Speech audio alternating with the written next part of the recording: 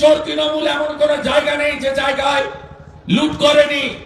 এরা কৃষকদের ভুয়া অ্যাকাউন্ট খুলে ভারত সরকারের পাঠানো 5,000 কোটি টাকার বড় অংশ লুট করেছে।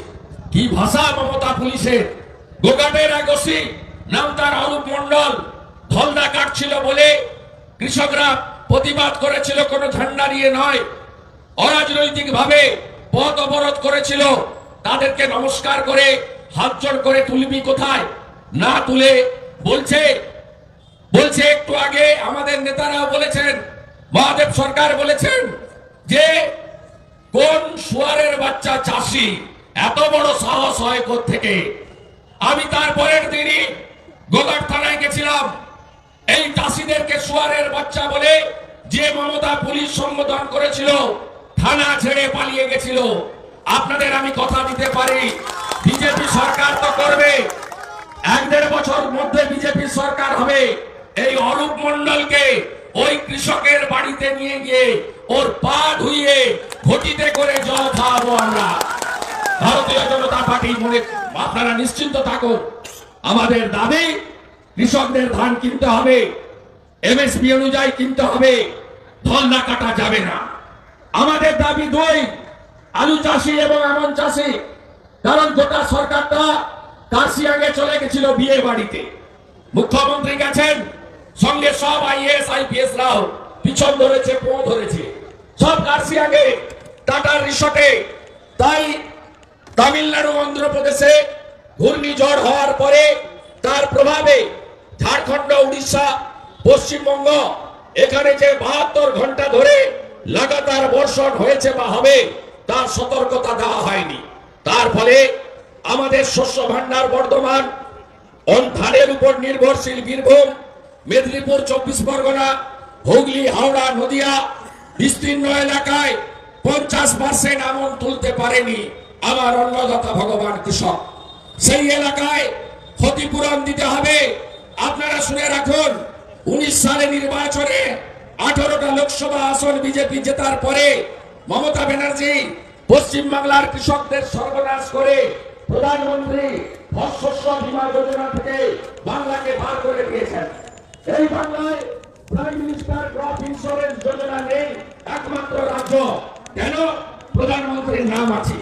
মার্চ মাসে প্রতি বছর ক্ষতিপূরণ চলে আসতো, সরকারের ইন্স্যুরেন্স কোম্পানি পাঠিয়ে দিত, তার বদলে বাংলা ফসল বীমা যোজনা করেছে, যার ক্ষতিপূরণ কেউ পায় না, ওটার ভাইপোর একটা সংস্থা।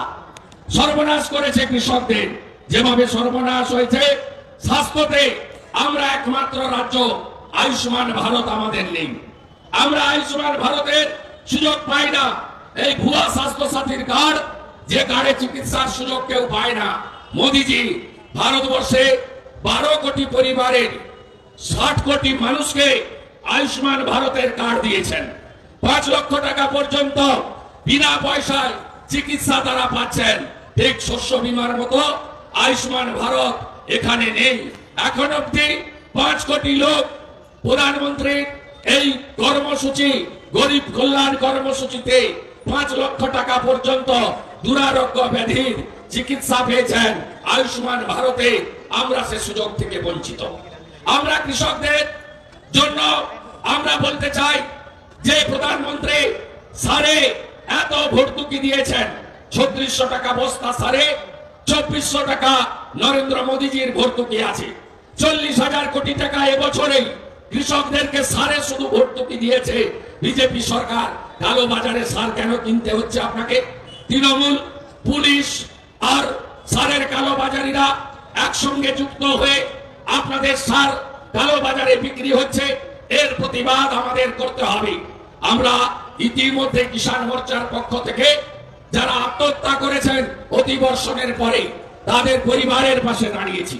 আমরা ইতিমধ্যে যে চিনতে প্রায় 8-10 হাজার আমরা আলু 8-10 হাজার কেজি পাঞ্জাব আলু বীজ, আলু এলাকা গোঘাটে, খানাকুলে, আরামবাগে, চন্দ্রকোনাতে, গড়বেতাতে, শালবনীতে, কেশপুরে বহু জায়গায় কিষাণ মোর্চার ব্যবস্থাপনায় আমরা বিতরণের কাজও করেছি।